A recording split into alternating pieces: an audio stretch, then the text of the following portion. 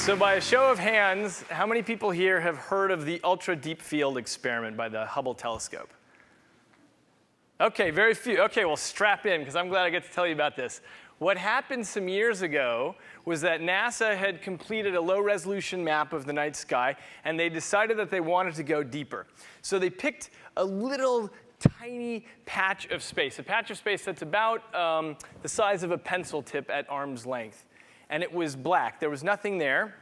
And what they decided they would do is point the finely honed lens of the Hubble telescope at that little patch of space. So every time the Hubble came around the Earth, they pointed the telescope at that little patch to see if they could capture any photons and see if there was actually something in there that was too dim to see normally. So every time the Hubble came around the Earth, they pointed it for 20 minutes, and they pulled this trick off 400 times. And at the end of that, they compiled all the information, they collected all the lonely photons that had trickled in from distant reaches of the universe, and they put it together, and they found that there was something in that little patch of space after all. And it wasn't a star, and it wasn't a cluster of stars. It was 10,000 galaxies. Now, a galaxy is 100 billion stars. So we're talking 1,000 trillion stars in this little patch of space. Each one of those stars, just like our sun, many of them presumably with planetary systems around them, all of them with the potential to house unknown forms of biology. Right? So I think this is a good consciousness raiser to think about the size of the mysteries that surround us. So I am a scientist. I've devoted my entire life to science because I figure if we want to understand what's going on in this strange world around us, there's probably no better method than to directly study the blueprints. And science in the last 400 years has been tremendously successful. We have cured smallpox and polio and gotten men to the moon and made the internet and tripled lifespans. But I think what you really get from a life in science is this knowledge that after you walk the pier of everything that we know in science, at some point you reach the end of the pier. And beyond the end is everything that we don't know. It's all the uncharted waters, the deep mysteries that we don't have insight into yet, like why mass and energy are equivalent, or what dark matter and dark energy are, or why there are multiple spatial dimensions, or how you build consciousness from mechanical pieces and parts. That's the real lesson that you get from science, is about the vastness of our ignorance. Now, I have no doubt that every generation we will continue to add a few more slats to the pier, but it's a huge ocean, and we don't really have any guarantee how far we'll get, and certainly in our brief twinkling of a 21st century lifetime, we're not going to get to the end of that.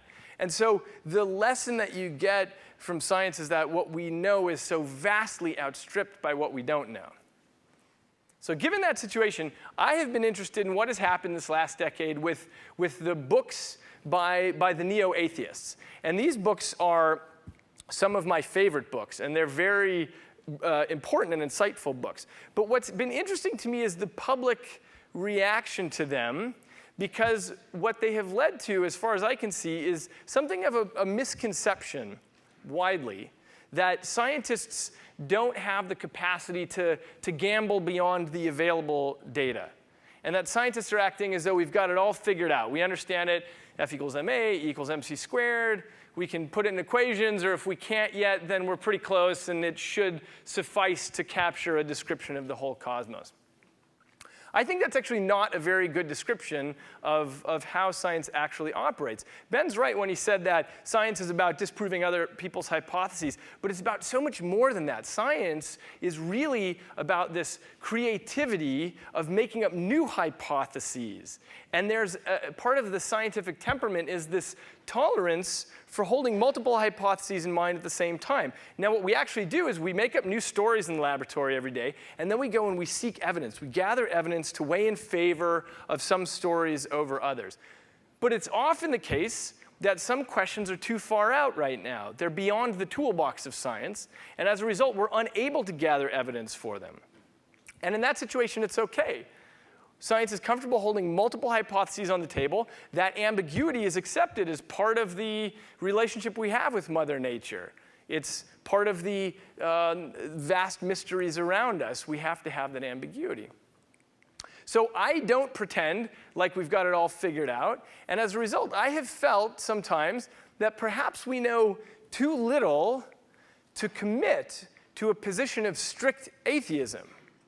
Now, at the other end of the spectrum, we know way too much to commit to any particular religious story, right? So there are 2,000 religions on the globe, and it's been pointed out by others that everyone already knows what it's like to be an atheist, because all you need to do is look at someone else's religion, and you say, well, that's patently ridiculous that you would believe in that. And of course, they're looking back at you and thinking the same thing. Now, the holy books written by the world's religions are often quite beautiful, and they crystallize hard-won wisdom. But in fact, these were written millennia ago by people who didn't know about the size of the cosmos or the Big Bang or bacterial infection or DNA or computation or even very much about neighboring landscapes and cultures. So whenever I'm sitting next to somebody on an airplane, I ask everybody if they've ever heard of the ultra deep field experiment by the Hubble telescope. So far, nobody's heard of that, but everybody's able to tell me all of the details of whatever cultural story they grew up on. And you don't need to be an anthropologist to recognize that our nervous systems absorb whatever our cultures pour into us. So if you grow up in Saudi Arabia, you're going to love Islam. And if you're born in Rome, you'll love Catholicism and Tel Aviv Judaism and Springfield, Ohio, Protestantism. And it's not a coincidence that there's not a blossoming of Islam in Springfield, Ohio, and there's not a blossoming of Protestantism in Mecca. It's because we're products of our culture. We accept whatever is poured into us, right? If there were one truth, you would expect that it would spread everywhere evenly, but clearly the data doesn't support that. The crazy part is our cultures pour this stuff into us, and then sometimes people are willing to fight and die over the particular stories. Ralph Waldo Emerson pointed out a while ago that the religious stories of one generation become the literary entertainment of the next generation. And you can see that nobody's fighting over Isis and Osiris anymore, or the Greek and Roman panoplies, not so much. And so I want to give you an example of this. I don't know if any of you are familiar with the creation story of the Bakuba kingdom in the Congo, but their creation story goes like this. There was a white giant named Mombo who had a sharp pain in his belly, and he vomited up the earth and the sun and the moon and the stars. I'm not making this up. And then he had a second pain, and he vomited up the animals and people and trees.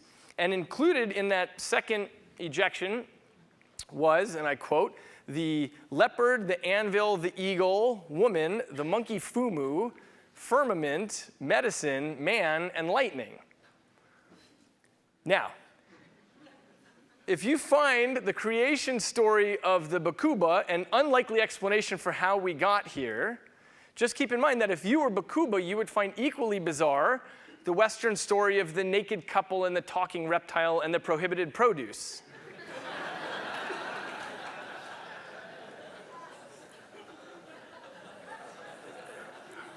And if you were Bakuba living in Kansas, you would be fighting to get this in your children's textbooks.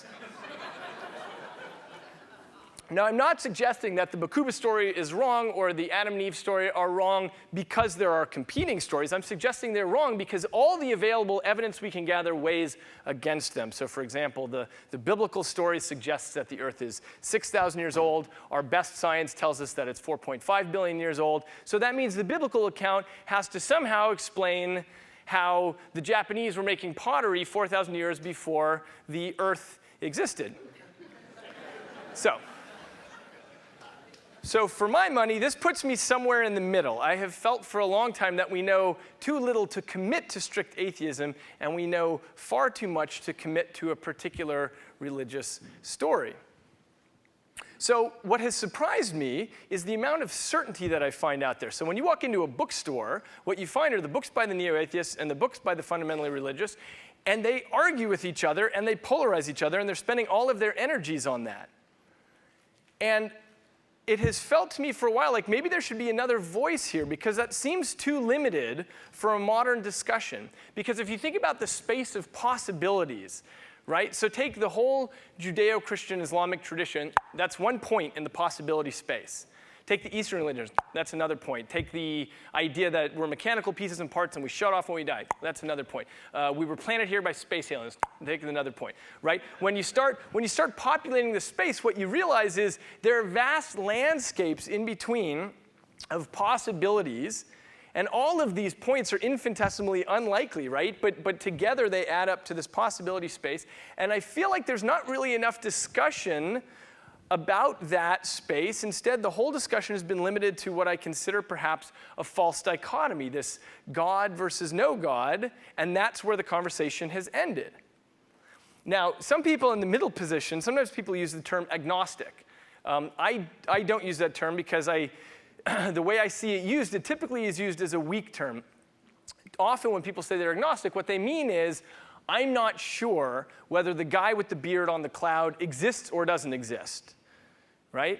So I don't call myself an agnostic. I call myself a possibilian. And the idea with possibilianism is an active exploration of new ideas and a comfort with the scientific temperament of creativity and holding multiple hypotheses in mind. So possibilianism is now 18 months old. And I first announced it when I was on a live national interview on NPR. I explained it and I defined it. And when I got done with the interview, I got back in my truck and I drove over to my laboratory at Baylor College of Medicine, where I'm a neuroscientist. And I settled in for a day of work and I opened up my email, and I had hundreds of emails from people. And they all said, hey, I think I'm a possibilian too. So I thought that was pretty cool. So I Googled the word, and it turns out the word didn't exist. There were 0 hits. So I did what anybody would do. I bought Possibilian.com. and then I waited to see what would happen. Well, what happened has been amazing. What happened is groups started popping up all over the place. On Facebook, Possibilian groups got started. The New York Times did an article on it. MSNBC did an article on it. It spread worldwide. The Uganda Times just had a beautiful piece on possibilianism. The India Sunday Times. There are now 15,000 Google hits. And it's really caught fire. One thing I noticed that was funny is people who had heard about it on the radio didn't always know how to spell it, or they forgot the name, and so people started calling it possibilitarian also, and all kinds of things, and spelling it every way you could imagine. And I thought, you know what? That's perfect. That's right in the possibilian spirit. Spell it however you want to do it.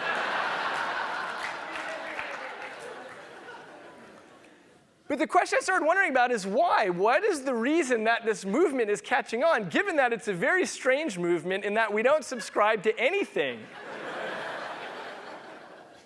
So it struck me that maybe what's going on, now that we've passed the first decade of this millennium, I think maybe people are a little bit tired of people acting as though they're certain about things that they can't possibly be certain about. So they're a little tired of the debates between Dawkins versus the Discovery Institute. And as Voltaire said, uncertainty is an uncomfortable position, but certainty is an absurd position. So I want to make 2 points of clarification about possibilianism. So one is, sometimes people come up to me after a talk and they say, that's terrific that you're a possibilian, and I'm so glad that anything goes in possibilianism, because that means you get me in terms of ESP and crystals and whatever. No.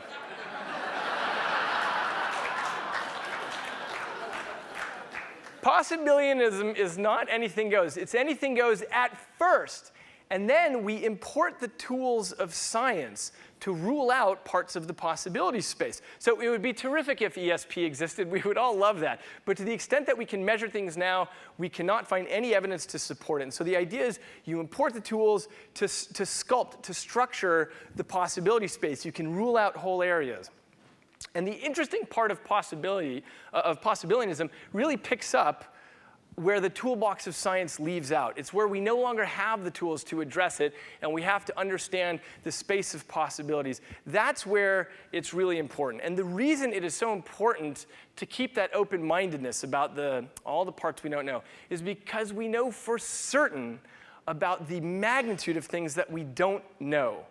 So in every generation of scientists, people have always felt that they have all the pieces and parts that they need in order to answer what's going on around them in the cosmos. But just imagine trying to explain the northern lights in the absence of understanding the magnetosphere, or trying to explain the heart before the concept of a pump was invented, or trying to understand how muscles work before electricity is discovered. You would make theories, but you would be doomed to be incorrect. Well, we're in that same position now. So we've got Newtonian physics and Einsteinian physics and quantum mechanics, and we think, okay, we've sort of got all the pieces and parts.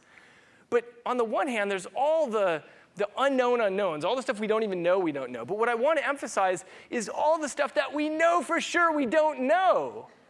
So take something like dark matter, right? So astrophysicists look at the movement of the planets and the galaxies, and they look at how everything's moving around, and they look at the gravitational pull.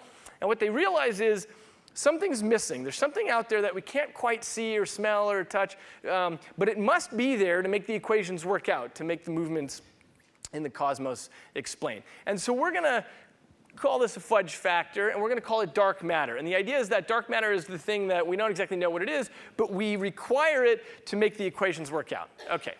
Some of you may already know, dark matter is not a tiny fudge factor. 90% of the known universe is what we call dark matter. That's a lot to sweep under the rug.